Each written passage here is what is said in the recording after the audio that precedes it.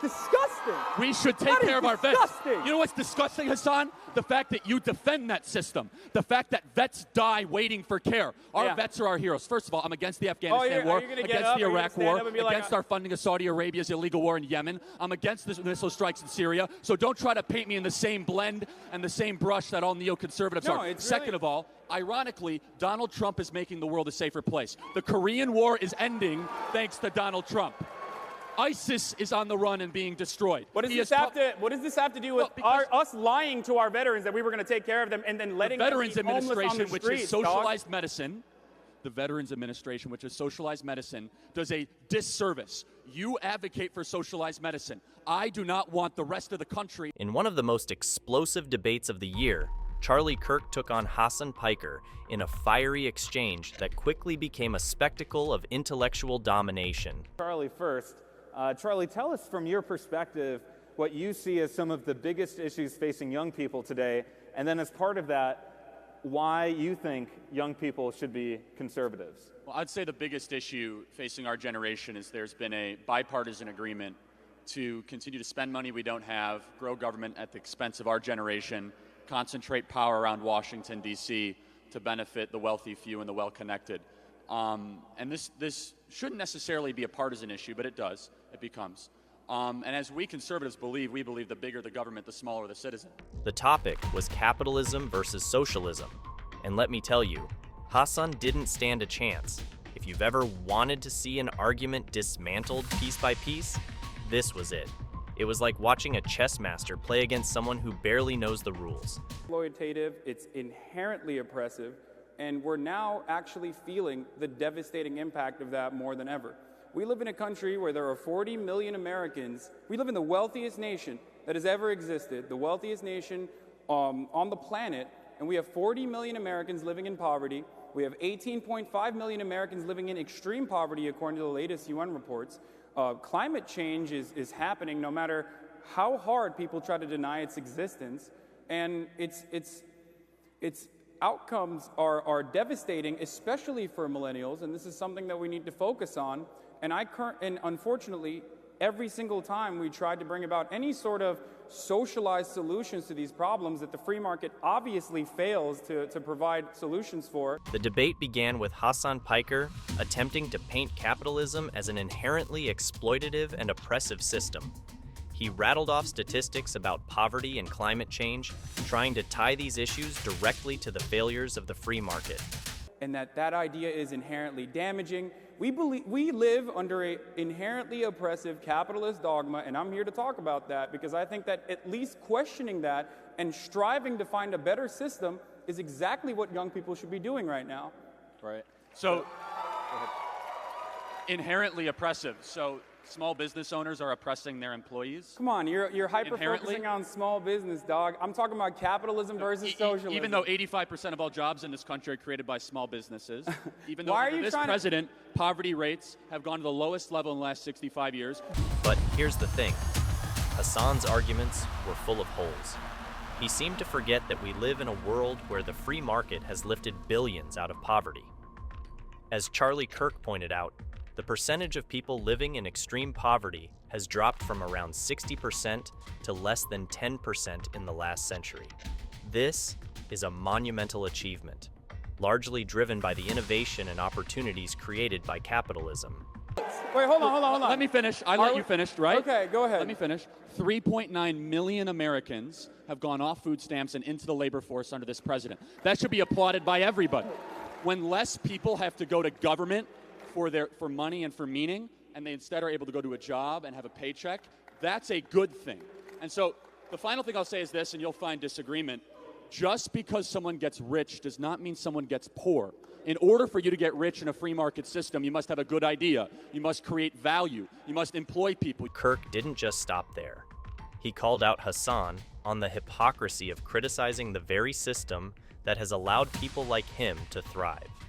Hasan, who often criticizes the wealthy, lives a comfortable life that many could only dream of, thanks to the opportunities provided by a capitalist economy. and you have an 80% chance of that business not succeeding. In a free market, yes, we applaud success, but you must take responsibility for failure. And you have seen in the last 100 years the standard of living increase for all people across the world. Things get better, prices go down, and we are able to enjoy the abundance that only a free market system can create. And you know what? I don't have to call you guys socialists. Bernie Sanders calls himself a socialist, and we should reject socialism. One of the most striking moments came when Kirk discussed the realities of small businesses in America. He emphasized that 85% of all jobs in the U.S. are created by small businesses, which are the backbone of the economy. These are not faceless corporations, but hardworking individuals investing their time, money, and effort into building something from the ground up. It's very nice of you to immediately launch this accusation that I don't care for small businesses, or small businesses will never exist under a social democracy, kind of similar to small businesses in Nordic countries and with robust economies, but with also a powerful and protective social welfare programs and socialized safety nets. This exists everywhere around the world.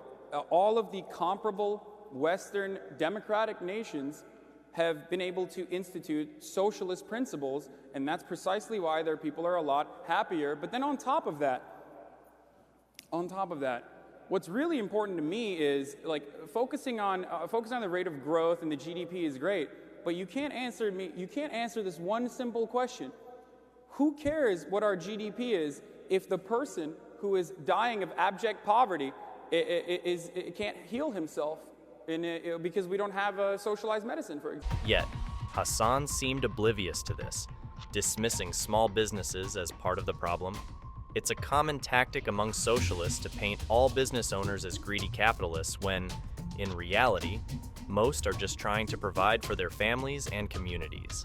If you want to talk about healthcare solutions, happy to talk about it. You brought up Norway, Sweden, Finland. You would call those socialist countries? No, I wouldn't call them socialist countries, okay, but they're definitely on a scale. Yeah, I said they're social democracies, which would be a more socialist country. Okay. Look, if we're going to have this conversation, let's frame it. I asked a very simple question. No, we'll have a consensus on this first. Let me ask you a question, okay? Because this is really improper framing, and a lot of people confuse socialism. You said inherently exploitative. You framed the argument. With capitalism, yeah, I did. Okay, so that's and I rebutted that. So how did you rebut that? By talking about just because by talking about small businesses. It doesn't matter. Every single business Hasan, let me say one thing. Norway, business. Sweden, and Finland, according to the World Economic Freedom Index, are ranked higher than the United States of America. That is not socialist. They have less tax. They have lower taxes. So that means that you can have socialism and yet still have successful businesses in your country. Thank you for proving my point for me. I love this. The debate took a heated turn when Kirk mentioned the historical failures of socialism. He brought up the 100 million lives lost under socialist regimes in the last century, a statistic that Hasan tried to downplay. Kirk's response was a masterclass in debate strategy. He asked Hasan to name a successful socialist country. It's the exact opposite.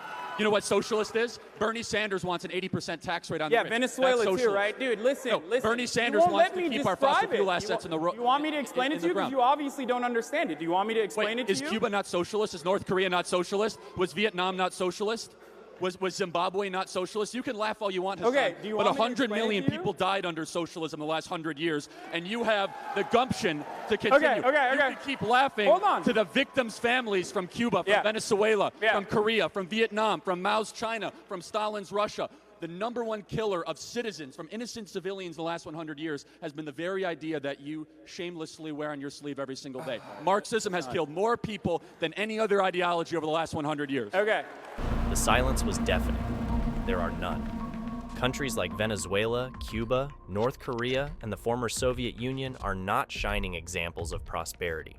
Instead, they are cautionary tales of what happens when governments seize control of the economy and strip people of their freedoms. Because a common critique of conservatives is that we do not have a plan for healthcare. It's quite simple. First of all, the idea that we do not have socialized medicine or a test case for it in the States is incorrect. The Veterans Administration. Did you say the veterans? Oh, God. $180 billion a year how disgusting. we spend trying to help our veterans. Hasan, let me finish. $180 billion a year we spend trying to help our veterans. and they wait in line, they die in the clinics, the quality care is unbelievably low. You cannot say that the Veterans Administration is a well-run government agency, despite us spending $180 billion a year trying to help our vets. We How have seen disgusting what's that disgusting? you would send these young men and women overseas to go Me? fight not you. I'm talking about against your- conservatives you. in general. Just conservatives in general don't mind sending these young men and women overseas to fight imperialist conquests that have nothing to do with protecting America or I'm protecting against the Iraq American War. sovereignty. Kirk also addressed the issue of innovation, particularly in healthcare. He highlighted the example of LASIK eye surgery, which dramatically decreased in price once it was removed from the clutches of insurance companies and government regulation. I live as a capitalist, hey, okay? hey. I live what I believe. No. What do? I get charity every single year. Hold on. What's my salary? Charlie. Less than his. Charlie, take Come on, a seat. Jake, let's go. Charlie, What are you doing? Sit down. take a seat. Down, Take a seat. Psycho. All right, no. What are Take you a doing? seat. You're gonna take a seat. You're gonna take a seat over Oh here. my God. What's my salary? All right. Ridiculous. All right, behave, everyone. Jesus Okay. Christ. Okay. I practice what I Hey, preach, Jake. Charlie. Stop. Now, let's talk about the moment when the debate almost turned into a wrestling match. As Kirk was delivering a well-structured argument, Cenk Uygur from the Young Turks started shouting from the audience. It was a bizarre and unprofessional outburst that only served to highlight the desperation on Hasan's side. This was a debate about ideas, not personalities. Yet Cenk's interruption made it clear that they were losing the intellectual battle and were trying to distract from that fact. In 18 months, which is something that everybody should applaud. I love They've that entered the we're cutting- workforce. We have more job openings than we have people to fill those jobs right Yes. now. 3.7% Yes, unemployment which rate, is why 4.2% we should open our borders. GDP Thank grade. you. Hasan. Large average. Kirk's final blow came when he addressed the issue of wealth redistribution, a favorite topic of socialists. He pointed out that even if we tax the wealthy at extremely high rates, it wouldn't solve the underlying issues. The problem isn't a lack of wealth. It's the lack of opportunity and the stifling of innovation. Hasan's calls for higher taxes and more government intervention ignore the fact that these policies often do more harm than good. They disincentivize hard work and entrepreneurship, leading to economic stagnation. So, what are your thoughts on this? Let us know in the comments below.